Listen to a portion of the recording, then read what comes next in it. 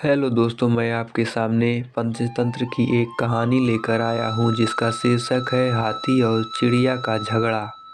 सहारनपुर जंगल में बहुत सारे हाथी रहने के लिए आए क्योंकि वहाँ बहुत सारा पानी उपलब्ध था। पहले सिर्फ 10 हाथी रहते थे, लेकिन अब उनकी संख्या लगभग 50 पर पहुंच गई थी। जंगल के नदी किनारे पेड़ पर एक चिड़िया व चिड़े का छोटा सा सुखी परिवार रहता था। चिड़िया अंडों पर बैठी नन्हे नन्हे प्यारे बच्चों के निकलने के सुनहरे सपने देखती रहती थी। एक दिन क्रूर हाथी गरजता चिंघाड़ता पेड़ों को तोड़ता मरोड़ता उसी ओर आया। देखते ही देखते उसने चिड़िया के घोंसले वाला पेड़ भी तोड़ डाला। घोंसला नीचे गिरा, अंडे टूट गए और ऊपर से हाथी का पैर उस पर पड़ा। चिड़िया और चिड़ा चीखने चिल्लाने के सिवा और कुछ न कर सके। हाथी के जाने के बाद चिड़िया छाती पीट पीट कर रोने लगी। तभी वहाँ एक तोता आया। वह चिड़ियों का बहुत अच्छा दोस्त था। तोते ने उनके रोने का कारण पूछा तो चिड़िया ने अपनी सारी कहानी कह डाली। तोता बोला, इस प्रकार गम में डूबे रहने से कुछ नहीं होगा। उस हाथी को सबक सिखाने के लिए हमें कुछ करना होगा। चिड़िया ने निराशा दिखाई। हम छोटे मोटे जीव उस बलशाली हाथी से कैसे टक्कर ले सकते हैं? तोते ने समझाया, एक और एक मिलकर 11 बनते हैं। हम अपनी शक्तियाँ जोड़ेंगे। कैसे? चिड़िया ने पूछा।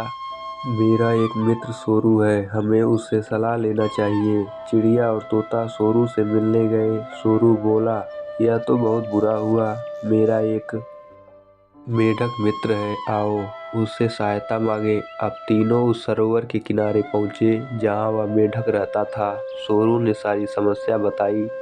मेढक बोला, आप लोग धैर्य से जरा यहीं मेरी प्रतीक्षा करें, मैं गहरे पानी में बैठकर सोचता हूँ। ऐसा कहकर मेढक जल में कूद गया। आधे घंटे बाद वह पानी से बाहर आया तो उसकी आंखें चमक रही थी। वह बोला, दोस्तों, उस हत्यारे हाथी को नष्ट करने की मेरे दिमाग में एक बड़ी अच्छी योजना आई है। उसमें सभी का योगदान होगा। मेढक ने जैसे ही अपनी योजना बताई, सब खुशी से उछल पड़े। योजना सचमुच ही अद्भुत थी। मेढक ने दोबारा बारी बारी सबको अपना अपना रोल समझाया। कुछ ही दूर वह हाथी तोड़फोड़ मचाकर वह पेट भर खाकर मस्ती में खड़ा झूम रहा था। पहला काम सोरू का था।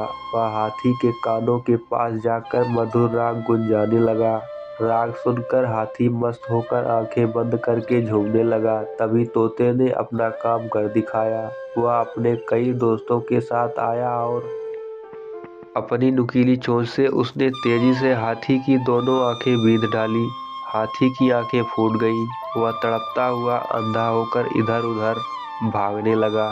जैसे जैसे समय बीतता जा रहा था, हाथी का क्रोध बढ़ता जा रहा था।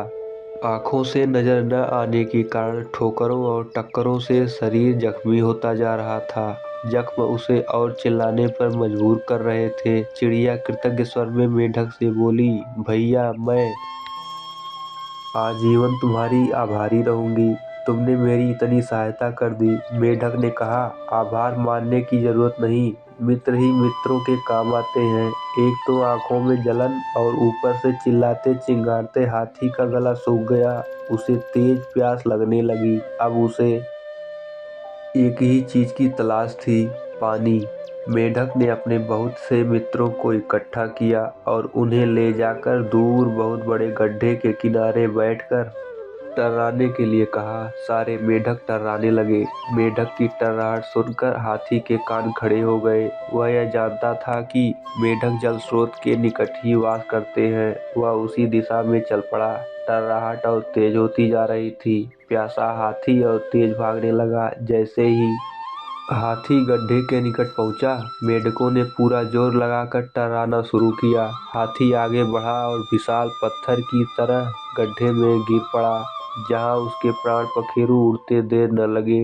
इस प्रकार उस अहंकार में डूबे हाथी का अंत हुआ।